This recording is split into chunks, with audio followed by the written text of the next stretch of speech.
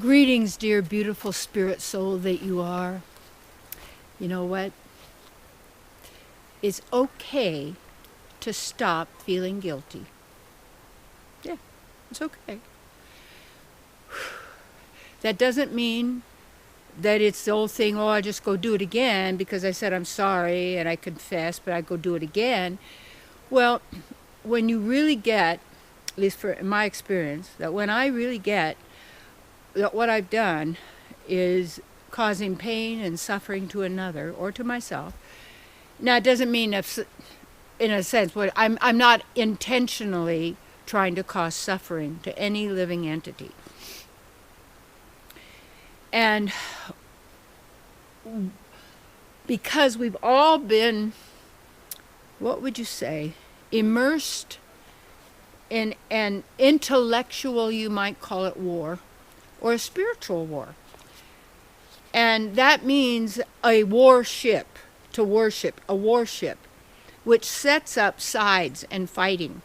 It sets up my God against your God. And it all of this, it doesn't even make sense. I mean, it's not even spiritually logical or anything like that. It's just crazy that you'd have creation and then everything you want to just create destruction, create all these guys. Well, anyway, so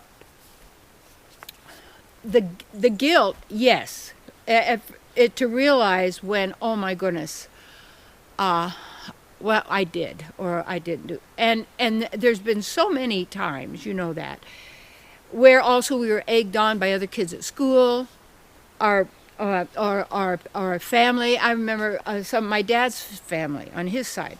They were really sarcastic, and their humor is it was sarcasm. I did not like that at all. Now, my parents had really great humor, and that helped me, I'm sure, develop my humor, and just everyday things. So, when we correct the error, when we perceive the error of our ways, where it was not what we said or what we did or we didn't do, whatever it may be, however it may be, we all know that. And when people have self-loathing and self-hatred, it's because we have all that within our consciousness, and we always know the difference between divine truth, right and wrong. That means right action or wrong action. And right action meaning it works for the welfare of all. Wrong action is there is an intention to depower or cause distress to another living entity. Everyone has a right, not by law or legislation, but by the truth of their own being, to be who they are eternally. And to take that back and to know that, we have to also stop punishing ourselves, self-abuse, and this self-hatred. And then getting us to hate is just, for instance, saying I have to feel guilty for what somebody else did because they had the same color skin or the hair or body type or nationality, and now I have a shame on me. No, I didn't do that. And yet probably because we've all been living in those environments and products and all of this that have been manufactured and produced probably at the demise of many people and pain and suffering of many that we're not even aware of, because we get the nice little package, you see. We don't see the suffering the animals have gone through. It's a package in the market. I know.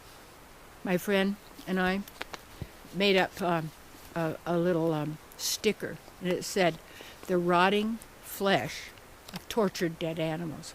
And we'd stick them sometimes on meat packages. See, this is what you're doing. But that was a long, long time ago. Anyway, but that one I don't feel guilty about at all.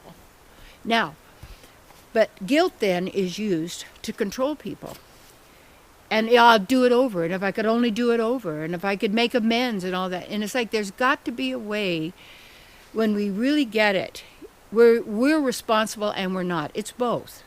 Because we've been programmed, hypnotized, and hypnotic trances.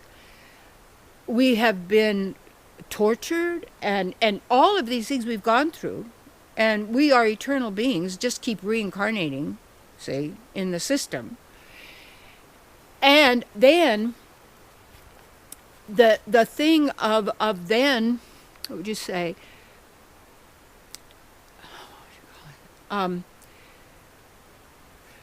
Continuing to do the very things that caused us the pain and the suffering because it was causing others pain and suffering. So what we have to do at one sense is to really get, yes, I did that and I didn't. Yeah, the devil made me do it and didn't because I agreed. I chose it, you see. And therefore, we have to start fresh now. Now is a new moment. And you are an eternal being.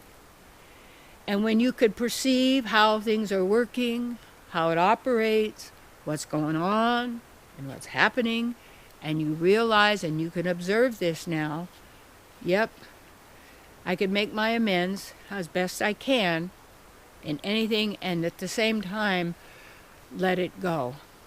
And how you really let it go is you honor who you really are, and that's how you're behaving. And from this moment and each moment, we then get into the habit and the practice of listening within, of being tuned in the now, and acting from who we really are.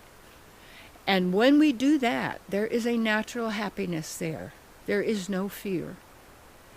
Because you have no thing and no one to fear, ever.